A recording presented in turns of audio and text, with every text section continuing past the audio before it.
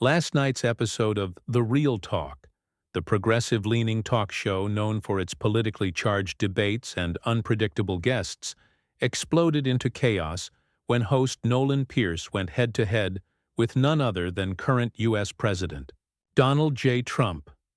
The episode, teased all week as a no-holds-barred conversation on the state of America, quickly devolved into one of the most controversial confrontations in recent broadcast history.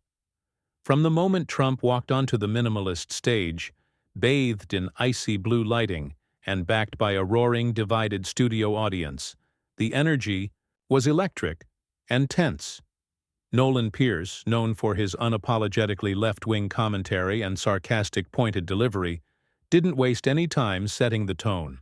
His opening monologue took veiled shots at Trump's recent comments on gender identity laws and voter registration reforms, framing them as, quote, a fever dream of 1950s discrimination repackaged for 2025. Trump, who sat stiffly in his chair, expression unreadable, let the monologue roll. But the silence didn't last long. The moment Pierce turned to Trump and asked, "Mr. President, do you believe transgender people deserve human rights? Or are you just nostalgic for a time when they didn't exist in your America?" The temperature in the room dropped. Trump leaned forward. "That's a disgusting question," he said flatly, cutting through the audience's murmurs. "I've always said people should be treated fairly. What I don't support is men in dresses competing against women in sports, all right? That's not controversial. That's common sense." Pierce didn't flinch. "So you do believe they should have rights, just not the same ones as everyone else?" "Got it," he replied with a tight smile. The crowd stirred. Applause from one corner, boos from another. Cameras panned to audience members visibly squirming. Trump, clearly holding back, countered, "I'm not going to sit here and let you twist my words for a soundbite. That's what you do. That's what this whole show is. You set traps for ratings." Then came the bombshell from Pierce. "Well, I just think it's interesting, Mr. President, that the same man who once allegedly told a trans aide to pick a gender and stick with it, during a White House staff meeting no less, is now trying to play peacemaker on live TV," he said, pausing for effect. "Do you remember saying that? Or do you want me to play the recording we don't have, but definitely exists in the cloud somewhere?" The audience erupted. Trump's face darkened. "That never happened. Total lie," he said, his voice now raised. "You're making things up to smear me. You're not a journalist. You're an activist with a camera." But Pierce wasn't. "Done! And it's not just the trans community you've disrespected," he said, adjusting his lapel mic. "Let's talk about the rally in Jacksonville last month. You referred to the largely black protest outside as, quote, feral energy from the Democrat zoo. Do you stand by those words?" Trump blinked in disbelief, shook his head slowly. "You're lying again. That's not what I said. I said the energy at the rally, my rally, was electric, and I mentioned how the Democrats are stirring chaos in the streets. I didn't say anything about race." "Roll the clip," Pierce snapped, and the screen behind them lit up with grainy footage. The audio was distorted, barely decipherable, but the words feral energy and Democrat zoo could clearly be heard. The crowd gasped. Trump turned to watch, his expression unreadable. When the clip ended, Trump sat silently for a beat too long. Then he exhaled and said, "You're really pulling out all the stops, huh? What's next? You going to accuse me of stealing candy from a pride parade?" Pierce grinned. "If the footage exists, Mr. President, I might." The exchange snowballed.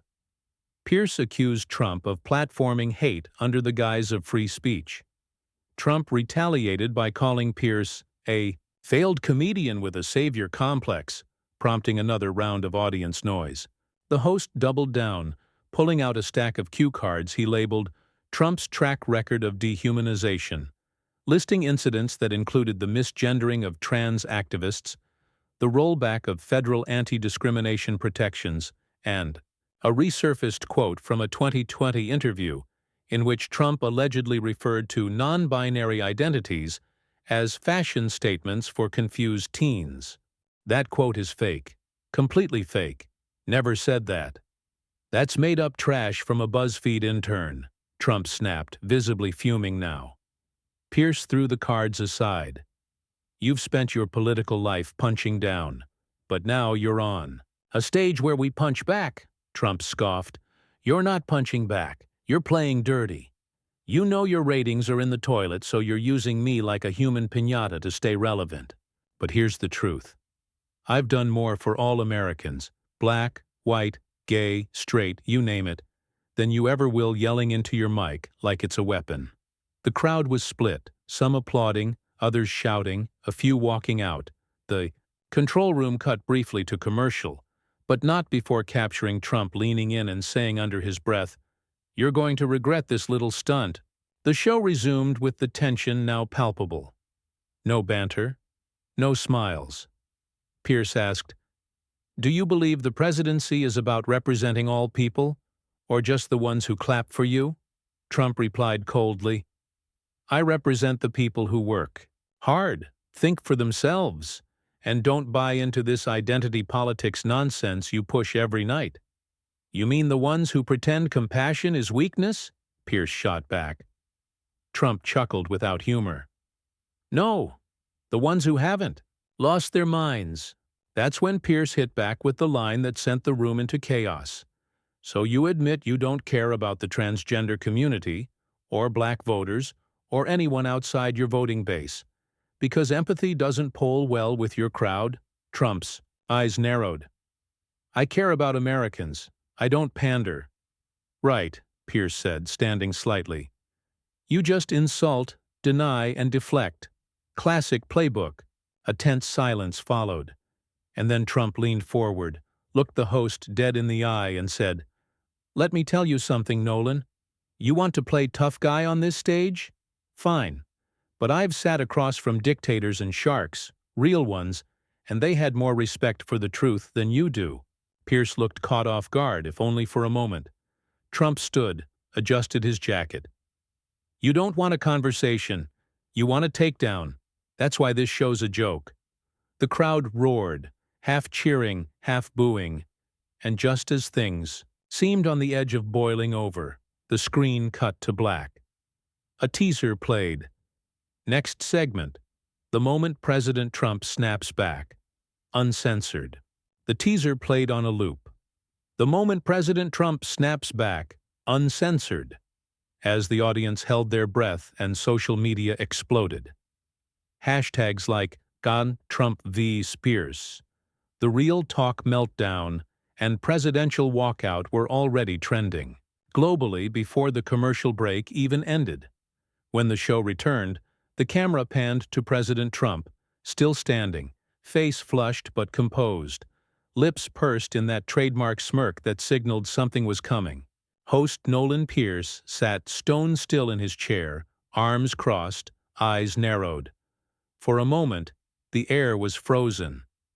Then Trump spoke. "You know what, Nolan? Let's drop the act. You don't care about transgender people. You don't care about racism. You care about this." He gestured around the studio. "This circus you've built. The viral clips. The headlines. The outrage you bottle up and sell like perfume.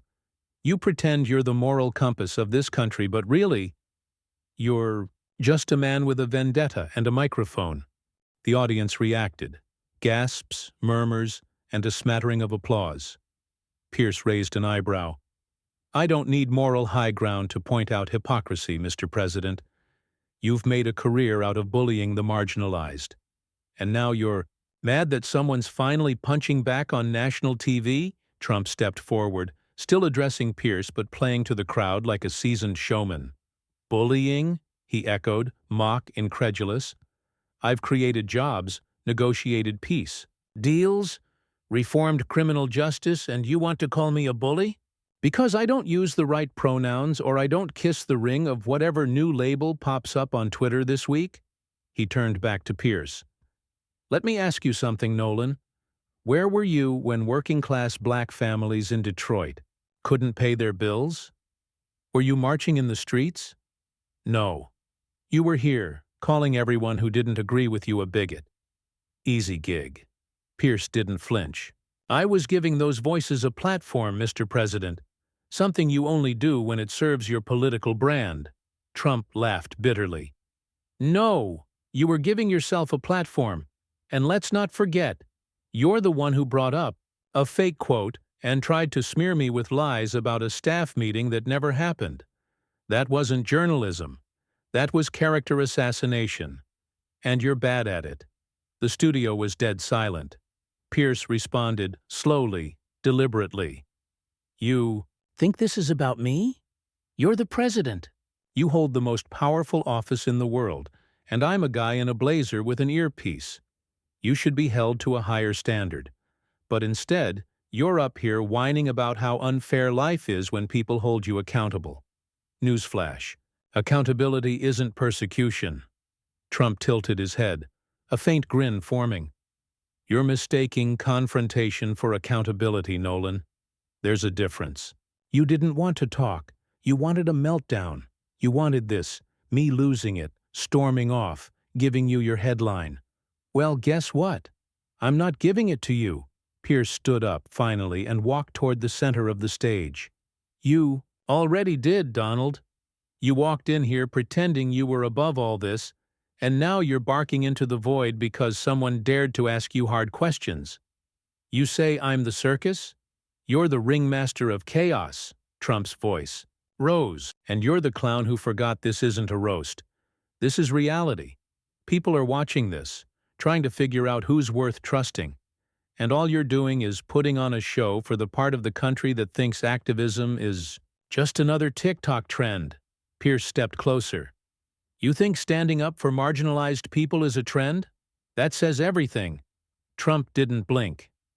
No, I think pretending to care when really you're chasing clout. That's the trend. The crowd erupted again, this time louder, more divided than ever. Shouts, cheers, boos. Someone in the front row yelled, "Let him speak," while another cried, "Kick him off." Pierce raised his hand to settle the audience. But Trump wasn't finished. You want a soundbite? Trump asked, voice low but clear. Here it is. I've done more in one term than you'll do in 10 lifetimes ranting behind that desk. I may not say things the way you like, but at least I say them. You speak in hashtags, Pierce fired back. You speak in half-truths and dog whistles.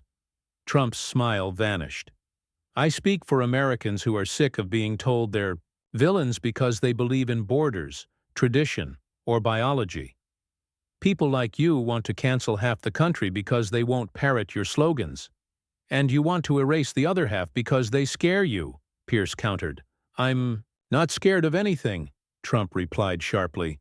Least of all you. They locked eyes for a full 5 seconds. Then Trump, calm and quiet now, walked back to his chair. He reached for the mic clipped to his lapel, unclipped it, and let it dangle from his hand. A long pause. This interview's over, he said. You got your show. Enjoy the ratings. I'm going to go lead the country. With that, he turned and strode off stage. No music. No outro. Just the soft hum of studio silence and the camera still fixed on the empty chair he left behind. Pierce remained standing, hands by his sides. He didn't speak. The audience didn't cheer. There was no triumph, just a kind of stunned awe at what they'd witnessed. The screen slowly faded to black. Then came a single closing message. Tonight's episode of The Real Talk will be available in full on all streaming platforms. Viewer discretion advised. Back in the control room, producers stared at each other. Social feeds were already flooded. Clips were spreading at breakneck speed. But no one said a word. They didn't have to. The confrontation had spoken for itself. And as the nation debated what had just happened, who had won, who had lost, who had gone too far, one thing was clear. This was not just television. This was warfare in real time. and the battlefield had been a soundstage.